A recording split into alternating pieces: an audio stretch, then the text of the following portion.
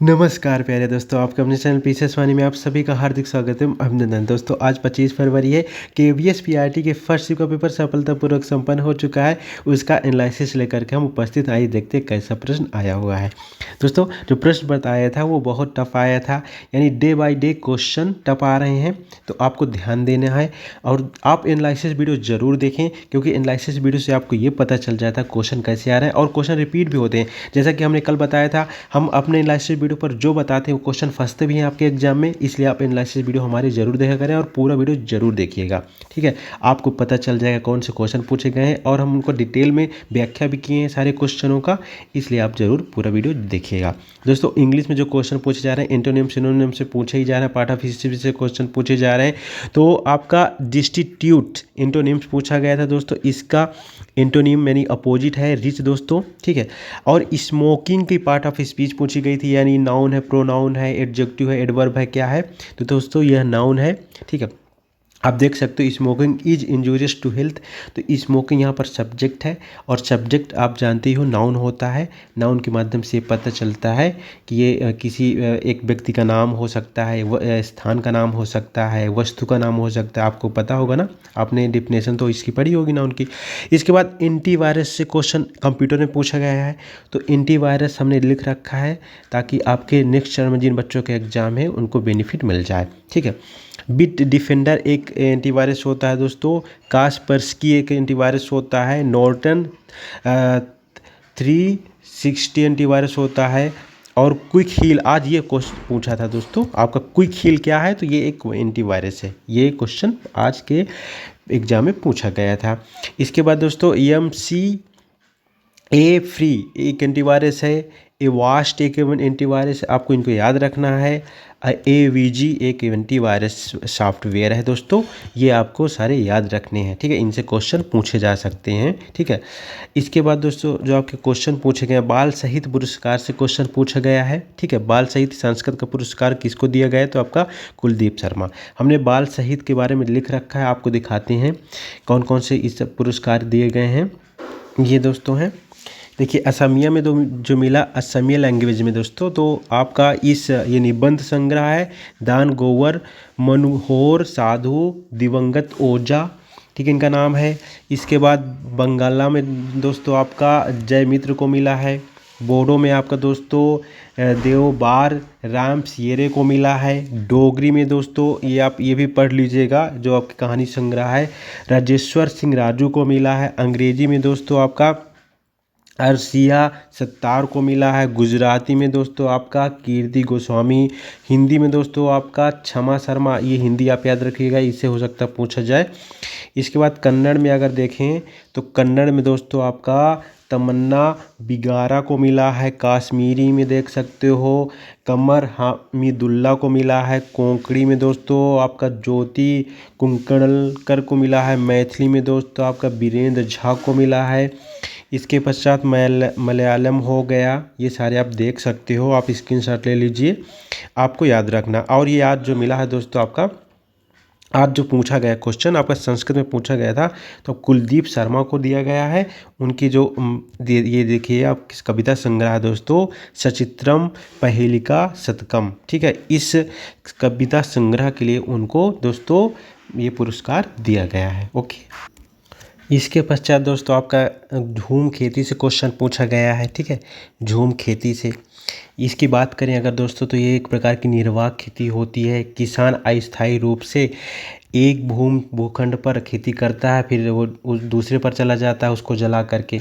ठीक है, अगर इसकी बात करें दोस्तों, तो ये क्वेश्चन पूछा गया था, इससे आपका ये स्लैश एंड बर्न कृषि इस नाम से जानी जाती है। तो आपकी स्लैश एंड बर्न कृषि के नाम से आपकी भूम खेती जो होती है दोस्तों, ये आपकी झूम खेती होती है।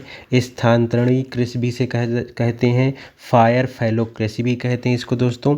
और इसका हर जगह पर अलग अलग नाम भी होता है दोस्तों। जैसे कि आप देख सकते हो, ये उत्तर पूर्वी भाग पर इसे झूम कहा जाता है। मध्य प्रदेश में इसे बेवर, दहियाधरी और दीपा कहा जाता है। दक्षिण राज्य में इसको जारा एर कास कहा जाता है। दक्षिण पूर्वी राजस्थान में बत्रा कहा जाता है। आंध्र प्रदेश में पोड़ू कहा जाता है। केरल के पश्चिमी तट पर इसको कुमारी कहा जाता है और उड़ीसा में इसको कमान कहा जाता है। ठीक है दोस्तों, इसमें क्या होता है कि हमने बताया ना कि जो भूखंड होता है वहाँ पर खरपतवार होते हैं तो उसको जला दिया जाता है और जला करके वहाँ कृषि की जाती है। इसके बाद दोस्तों एक दो लगभग 3 साल के लिए इसको छोड़ करके फिर दूसरे स्थान पर वो लोग कृषि करते हैं। ठीक है, और बाद में फिर वहीं कृषि करते हैं। ये ऐसी कृषि होती है दोस्तों। ठीक है, यानी खरपतवार को जला करके उसमें कृषि करते हैं। ठीक है, इसके बाद दोस्तों आपका जो क्वेश्चन पूछा गया है आपका, हाँ, आकलन से क्वेश्चन पूछा गया है दोस्तों।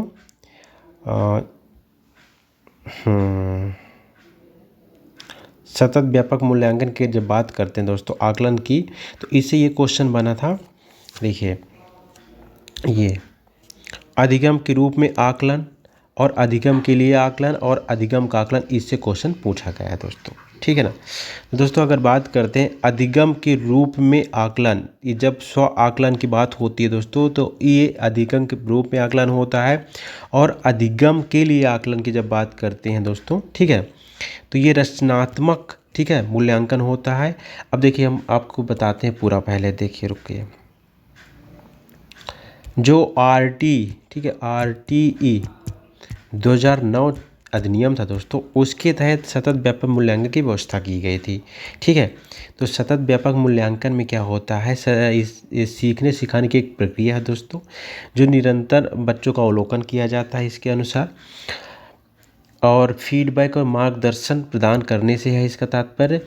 और दोस्तों अगर हम सतत की बात करते हैं यानी कंटिन्यूअस, ठीक है, CE, ठीक, यानी जो आपका कंटिन्यूअस कम्प्रिहेंसिव, ठीक है, इवोल्यूशन होता है, यानी सतत व्यापक मूल्यांकन। तो सतत की जब बात करते हैं तो इसमें आपका अधिगम आ जाता है, रचनात्मक अधिगम होता है, योगात्मक अधिगम होता है। रचनात्मक का मतलब ये होता है दोस्तों जब अधिगम चल रहा होता है, यानी बीच में, और योगात्मक का मतलब होता है जब अधिगम, ठीक है, लास्ट की जब समाप्त हो जाता है तब होता है। यानी जैसे कि हम बात करते हैं खाना बनाने की, या एक एग्जांपल बता रहे हैं आपको, जैसे सब्जी पक रही है और सब्जी जब पक रही होती है उसी दौरान हम जब उसमें नमक चीखते हैं उसका, तो वो हो गया आपका रचनात्मक मूल्यांकन। ठीक है, लेकिन सब्जी जब पक जाती पूरी तरह से और जब हम खाते हैं लास्ट में, ठीक है, और उसका कंक्लूजन बताते हैं कि सब्जी ऐसी थी वैसी थी, तो वो योगात्मक हो गया। यानी लास्ट में जो पता चलता है, हम लास्ट में जब चीज़ें बताते हैं, जैसे बच्चा है पूरे वर्ष के अंत में योगात्मक मूल्यांकन होता है और बीच में रचनात्मक मूल्यांकन होता है, आपको इसको याद रखना है। तो जो आपका रचनात्मक मूल्य, ये जो आपका अधिगम के लिए आकलन है ये बीच में होता है, अधिगम का आकलन ये लास्ट में होता है। ठीक है, इसको आपको याद रखना है, यही क्वेश्चन आज पूछा गया था। ये दोस्तों आपका मात्रात्मक होता है, आपका मात्रात्मक अधिगम के लिए आकलन, और अधिगम का आकलन गुणात्मक होता है लास्ट में, क्योंकि होता है इससे पता चलता है। तो ये आपको याद रखना, ओके। इसके बाद क्वेश्चन आपके पूछे गए, हम आपको बताते हैं। ये हो गया झूम खेती से प्रश्न हो गया, अधिगम का आकलन से प्रश्न हो गया, डाइट से प्रश्न पूछा गया है। इसका फुल फॉर्म पूछा जा सकता है, हालांकि फुल फॉर्म नहीं पूछा गया है, district institute for education and training. ठीक है, ये होता है इसका फुल फॉर्म, और फुल फॉर्म पूछे भी जा रहे हैं। ठीक है, जैसे सम्राट का फुल फॉर्म पूछा गया था, स्मार्ट का फुल फॉर्म पूछा गया, निपुण का फुल फॉर्म पूछा जाता है, और आपका FLN का फुल फॉर्म पूछा गया है। तो आपको इनको याद रखना है। FLN यानी आपका फाउंडेशनल लिटरेसी एंड न्यूमरेसी होता है, जो आपका नई शिक्षा नीति के तहत 2025 तक, ठीक है ना, इसकी दक्षता प्राप्त करवानी है। और अगर हम निपुण की में इस FLN की बात करें तो ये कक्षा 4 और 5 के लिए है दोस्तों, और ये 2026 और 27 तक इसमें दक्षताएं प्राप्त करवानी है। तो इसको याद रखना है आपको।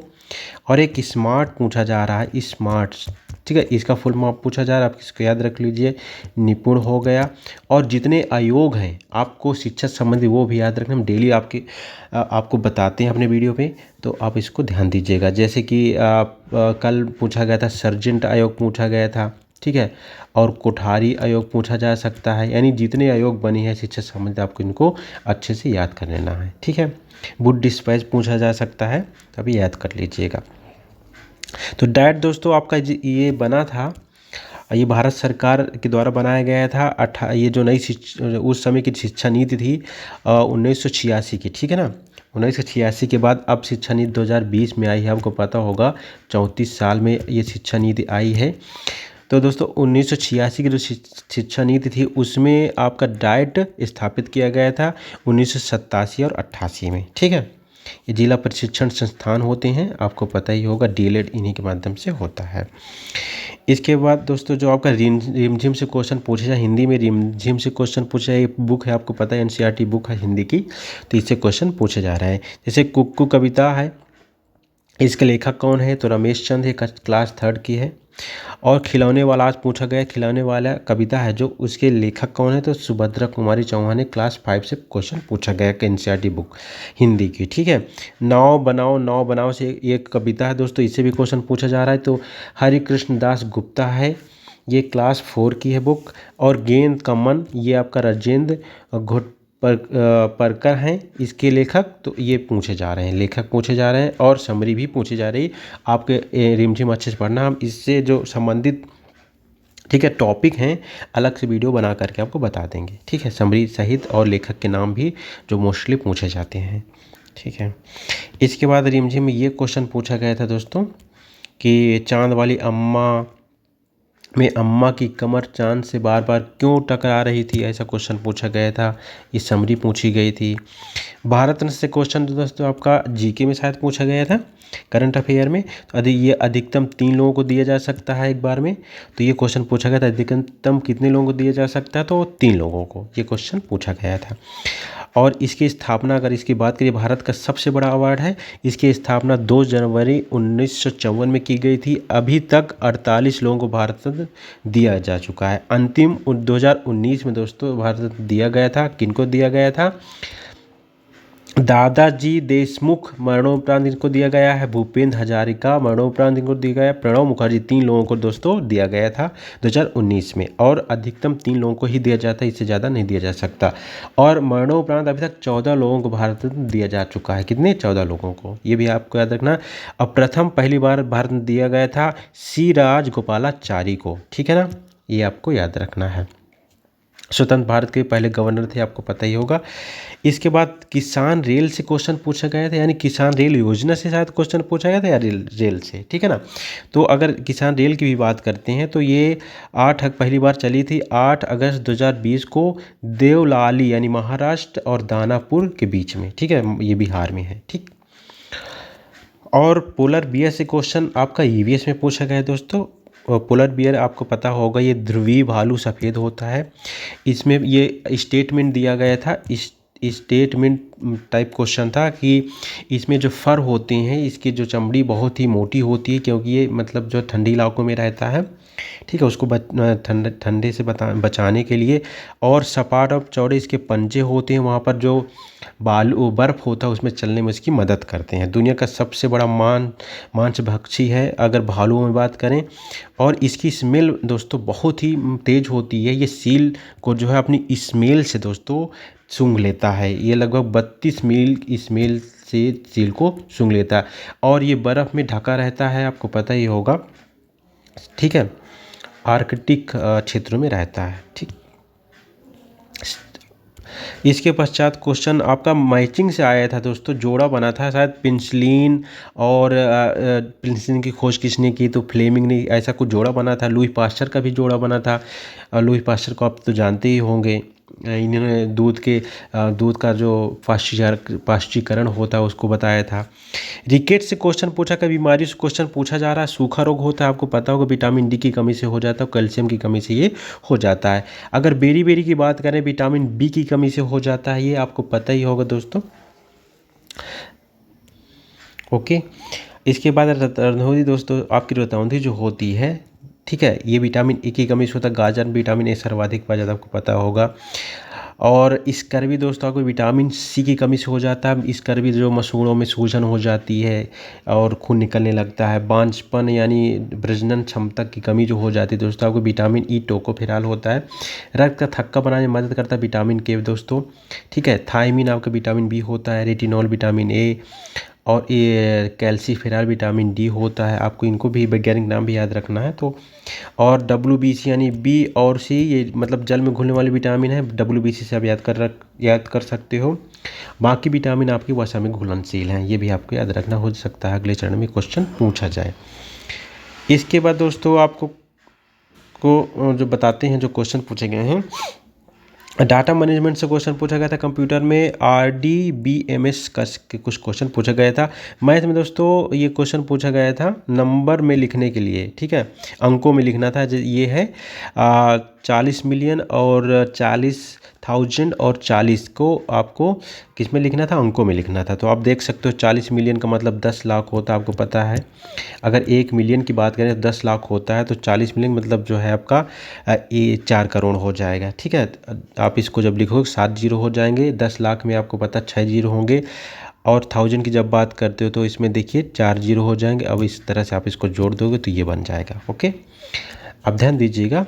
इसका विभाज्यता से क्वेश्चन पूछे गए दोस्तों। 49 को डिवाइडेबिलिटी रूल पूछा गया था कि 49 को डिवाइड करने पर शायद जीरो कुछ संख्या दी थी, तो उसको डिवाइड करना था 49 से। दांत, तालू, जबड़ा, जीभ, इनमें से कौन सा अलग है, विषम है, ऐसा क्वेश्चन पूछा गया था।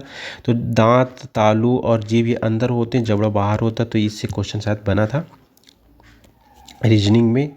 इसके पश्चात दोस्तों आपको जो क्वेश्चन पूछा गया था एप्लाउड, प्रेज, एप्लाउड का मतलब प्रेज होता है ना, तो इसके एंटोनिम शायद पूछे गए थे। तो डिनाउंस होता है, ठीक है, एंटोनिम्स। और भी ऑप्शन के हिसाब से इसको किया जा सकता है।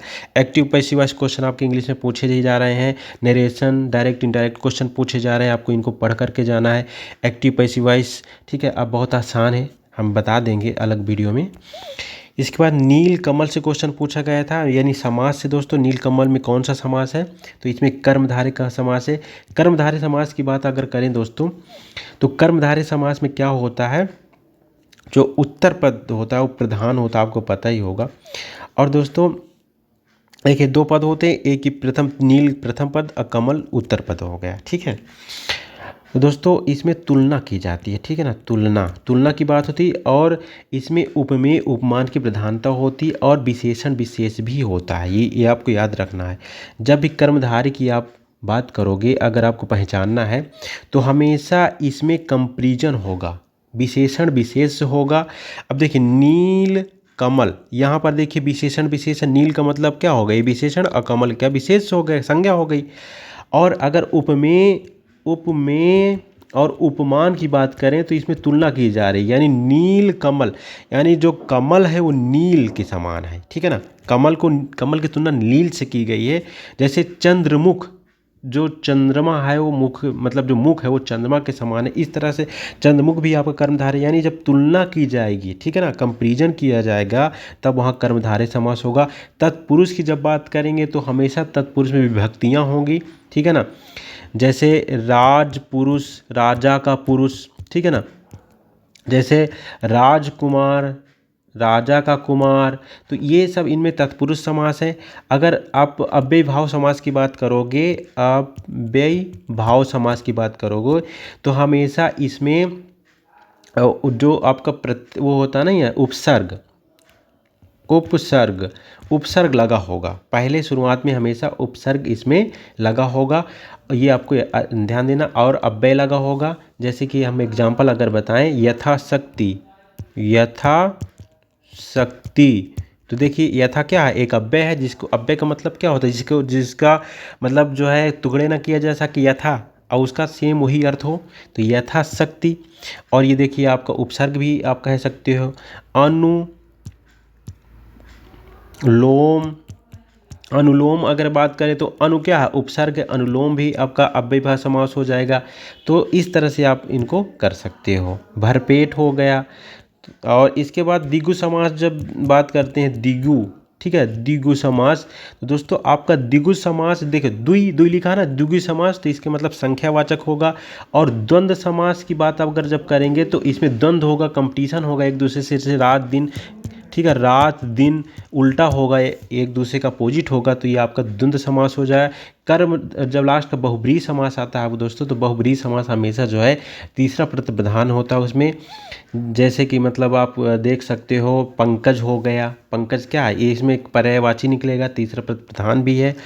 और इसके अलावा दोस्तों आप देख सकते हो, जैसे लंबोदर हो गया, ठीक है ना, दशानन हो गया, तो दशानन, ये सब आपके तीसरे प्रतिप्रधान है ना। और मतलब तीसरा एक कोई अर्थ निकलेगा, अलग से अर्थ निकल रहा, पंकज जैसे कमल होता अलग अर्थ निकल रहा, तो ये आपको बहुब्रीहि समास हो जाएंगे। तो आपको समझ में आ गया होगा, हमने इसका अलग वीडियो भी बना रखा है। इसके पश्चात दोस्तों आपका जो क्वेश्चन पूछा गया था, यानी मतलब जो millimetre, centimetre, metre, kilometre arrange करना था, तो यही इसका सही अरेंज है। सबसे छोटा होता है, फिर सेंटीमीटर होता है, फिर मिलीमीटर होता है, ठीक है ना, फिर किलोमीटर होता है। तो आपको इस तरह से क्वेश्चन पूछा गया था। रबी की फसल से क्वेश्चन बना था दोस्तों। तो जैसे अक्टूबर से दिसंबर में ये बोई जाती है और अप्रैल मई में काट ली जाती है, मार्च अप्रैल में। गेहूँ, जौ, चना, सरसों, मसूर, आलू, राई और अलसी ये आपकी रबी की फसल होती हैं। और खरीफ की फसल की अगर बात करें तो जून जुलाई में बोया जाता है, सितंबर अक्टूबर में काट लिया जाता है। चावल, ज्वार, मक्का, चाय, कॉफ़ी, अरहर, बाजरा, सोयाबीन, कपास, तिलहन, ये सब आपकी खरीफ की फसल है। एक जायद की फसलें होती हैं, आपको पता होगा ना, खरबूजा, तरबूजा, यानी इस तरह की जो फसलें होती हैं वो जायद की फसलें होती हैं, ठीक है। और जड़ से संबंधित क्वेश्चन पूछा गया था दोस्तों, आपका खेल से प्रश्न बना था, ठीक।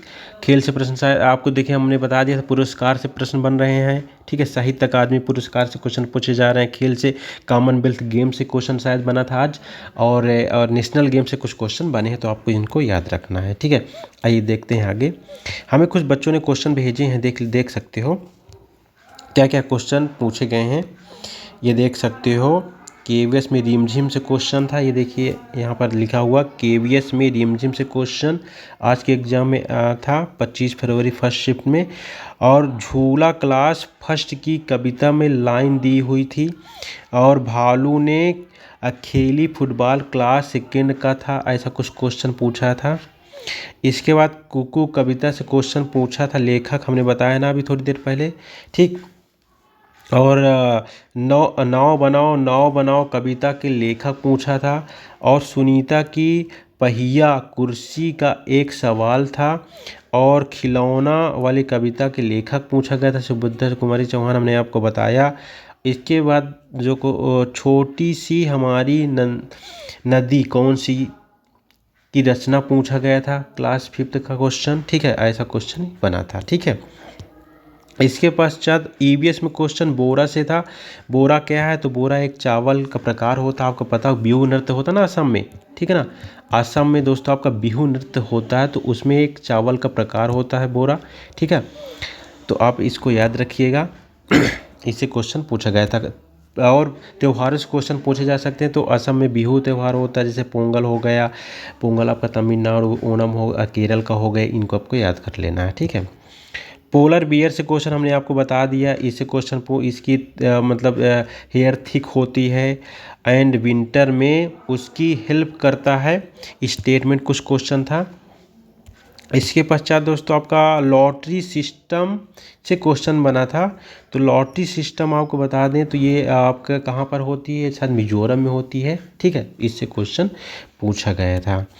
इसके पश्चात नाव से क्वेश्चन, खिलौने वाले से हिंदी में नाव, वही नाव चलाओ नाव बनाओ से क्वेश्चन था। खिलौने वाले से सुनीता की पहिया कुर्सी। संस्कृत में बाल साहित्य से पुरस्कार पूछा गया था, कुलदीप शर्मा, हमने आपको बता दिया। रोमन से क्वेश्चन था, रोमन डिजिट से क्वेश्चन बना था, आज भी क्वेश्चन पूछा गया है, ठीक।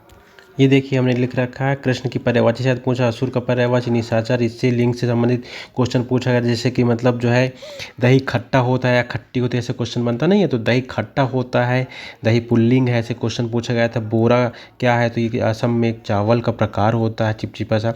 खेती के लिए लॉटरी कौन सा राज्य है बनाता है, तो ऐसा क्वेश्चन बना था। सीटिंग अरेंजमेंट, वेन डायग्राम आपका रीजनिंग में रोमन अंक से क्वेश्चन बने हैं। तो रोमन अंक की अगर बात करें दोस्तों, तो आपको याद रखना होगा कि जो एक्स होता है वो 10 होता है, एल आपका 50 होता है, सी आपका 100 होता है, डी आपका 500 होता है और एम आपका 1000। इन्हीं से बना लेते हैं। जैसे कि अगर देखें आपको 19 लिखना है, ठीक है ना, तो आपको 20 जब लिखोगे तो 20 आपको ऐसे लिखोगे ना, ठीक। 20 कैसे लिखना है आपको, 20 यानी 2 10 हो जाएंगे तो 20 हो जाएगा, तो डबल एक्स हो जाएगा। इसके बाद 19 की अगर बात करेंगे तो इसमें आपको 20 में से कितना कम करना है आपको पता है ना, एक कम करना है, ठीक है। तो इस ऐसे इसको बना, ओके। तो इस तरह से बना सकते हो, जैसे कि इसमें आप देख सकते हो। तो जैसे 1 से 10 हो गया और 9 लिखना है तो आपको 9 ऐसे लिखते हैं, तो इस तरह आपको इसको लिखेंगे। यानी मतलब जो है जब भी कम करना होगा तो हमेशा पहले लगाएंगे। जैसे 10 है, 10 में 1 पहले लगा दोगे तो 1 इसमें कम हो जाए 9। अगर मतलब जो आगे लगा दोगे 10 में से 1 आगे लगा दोगे 11 हो जाएगा, ठीक है। कम करने की बात होगी तो हमेशा पीछे लगेगा, ठीक है। आगे बढ़ाना होगा तो वो आगे लगेगा। जैसे 200 लिखना है आपको तो 200 में डबल सी हो जाएगा। और 211 लिखना है आपको या 10 लिखना है तो 2 एक्स आगे लगा दोगे तो ये 210 हो जाएगा। इस तरह से आप इसको बना सकते हो। अब वर्ग बताओ, ऐसा क्वेश्चन रीजनिंग में पूछा गया था, तो वर्ग जैसे इस तरह लिखा तो इसका वर्ग बताना होगा, आपको पता ही होगा। आगे देखते हैं जो बच्चों ने भेजा हमें, ये रोमन से देखिए बच्चे ने बताया है, तो रोमन से क्वेश्चन पूछा गया था। इसके पश्चात दोस्तों आपका जो क्वेश्चन हमें भेजा गया है, बताया गया है, ये देखा, हम आपको पूरा दिखा देते हैं। ये देखिए दोस्तों, आपका कनबेलिया की बिन किससे बनती है? ऑप्शन, ठीक है, लुकी, कुड्डू, कुम्पड़, ऐसा क्वेश्चन। पिगट यानी जीन पियाजे से क्वेश्चन था। कोहलबर्ग से क्वेश्चन था। दाल, दांत, मसूड़े, तालू और टफ, तंग, तंग में बेमेल पूछा गया था। और रॉक रॉक स्टेज क्या है ये, या जीके का क्वेश्चन था, रॉक स्टेज से क्वेश्चन कुछ था। और वायसराय की संधि पूछा गया था शायद, ठीक है ना, सीन थे। और जर्मनी के क्या क्वेश्चन है, ये कोई मुख्यालय था, शस्त्र बालों का मुख्यालय कोई था। और भारत से क्वेश्चन पूछा गया था, ठीक है, संबंधित क्या नहीं है ऑप्शन में। और इसमें धनराशि पूछी गई थी, धनराशि नदी दी जाती, इनकी देने वाली लिमिट नहीं है, या फिर पीएम की सलाह पर प्रेसिडेंट देते हैं, ऐसा कुछ क्वेश्चन पूछा गया था, ठीक है। अब ये देखिए यहाँ पर अब कुछ क्वेश्चन आए हुए हैं। एक क्वेश्चन बोरा की फसल से था, ठीक है। 2019-20 के अनुसार सबसे कम प्रजनन दर किस राज्य की है, ऐसा कुछ क्वेश्चन शायद बना था, ठीक है। किस आयोग के अनुसार लड़कियों के लिए गणित विज्ञान आवश्यक होना है। और KMDM इसे मतलब घटते क्रम में लगाने के लिए दिया। किसान रेलगाड़ी योजना, सही मिलान, रिकेट्स, विटामिन डी, ऐसा कुछ क्वेश्चन पूछा गया था, ठीक है। इसके बाद दंत क्षय, अरक्तता, आयरन, घेंघा, आयोडीन, इनसे क्वेश्चन पूछा गया था। सही मिलान, लुईस पाश्चर और अलेक्जेंडर फ्लेमिंग, एडवर्ड जेनर, इनकी खोज से संबंधित क्वेश्चन पूछा गया था। तो हमने बताया ना, अलेक्जेंडर फ्लेमिंग ने पेनिसिलिन की खोज की, ठीक है। और पोएम के पोएट से क्वेश्चन हमने बताया ही अभी कि बहुत सारे लेखक पूछे गए थे, ठीक है। और झूला कविता की लाइन थी, बताना था कौन सी क्लास की है। पियाजे का सिद्धांत स्टेटमेंट से पूछा कौन सा सिद्धांत है। नेशनल गेम में सबसे अच्छा प्रदर्शन करने वाला राज्य पूछा था, महाराष्ट्र शायद था। तो ऐसे क्वेश्चन, आप ऐसे राज्य में रहते हैं जहाँ कृषि योग्य भूमि है लेकिन वहाँ लॉटरी सिस्टम में कौन सा राज्य है, तो मिजोरम है, ऐसा कुछ क्वेश्चन बना था। इसके पश्चात lower ladies and child ratio according to 2000, ठीक है ना, 19 और 21, वही जो आपका प्रजनन दर पूछा गया था दोस्तों, ठीक है ना। इसके पश्चात 40,40,000 हमने आपको बता दिया, इसको नंबर में लिखना था। ये क्वेश्चन बना था किसान रेल योजना से question. Girls children in mandatory to study science and, ये किस आयोग में कहा था? ऑप्शन में था आपका NEP 2020, NEP 1986, NCF और कोठारी आयोग, ऐसा ये ऑप्शन थे। इसके पश्चात बाल साहित्य क्वेश्चन था, ठीक है। रचना का नाम पूछा संस्कृत में। Diet comes under which commission, किस कमीशन में डाइट आया? तो हमने बताया ना 1986, ठीक है, जो NEP थी बनी थी आपकी शिक्षा नीति 1986, उसमें आया था ये। और मनोदर्पण से क्वेश्चन यूज क्या होता है सर? ये देखिए रिपीटेड क्वेश्चन है। RPW परसेंटेज पूछा था, और लाइन ऑफ सिमेट्री पूछा था। रोमन नंबर मल्टीप्लिकेशन पूछा था, उनका गुणा करने के लिए पूछा था। और national game highest medal winner पूछा था। ये सारे क्वेश्चन आपके एग्जाम में आज पूछे गए थे, ठीक है दोस्तों। अब देखिए जैसे हमको नए क्वेश्चन मिलते हैं हम आपको बता देंगे, ठीक है। और साहित्य अकादमी पुरस्कार की अगर बात करें, इनसे क्वेश्चन पूछे जा रहे हैं तो हमने लिख रखा है, आपको दिखा देते हैं। असमिया की बात करें तो ये जो लघु कथा है जिसके लिए मिला है फूल सत्य मनोज कुमार गोस्वामी को। बोडो की बात करें रश्मि चौधरी। डोगरी की बात करें बीना गुप्ता। अंग्रेजी की बात करें अगर दोस्तों तो आपका अनुराधा राय को मिला है। साहित्य अकादमी पुरस्कार गुजराती की बात करें अगर दोस्तों तो आपका गुलाम मोहम्मद शेख को। हिंदी की बात करें तो बद्री नारायण को मिला है। और कन्नड़ आप ये सब देख सकते हो, ये यहाँ पर हमने लिख रखा है। इसके पश्चात दोस्तों आपको खेलों से संबंधित क्वेश्चन याद करने हैं। खेल पुरस्कार हमने पुरस्कार दिखा ही दिए, कौन कौन पुरस्कार हैं पूछे जा रहे हैं आपके एग्जाम में। Okay, thanks for watching this video. और जैसे ही हमें कोई अन्य क्वेश्चन मिलता है हम आपको ज़रूर बताएं। आपको क्या क्या पढ़ के जाना हमने बता ही दिया है सारा कुछ, ये सारी चीज़ें आपको पढ़ना है। ओके।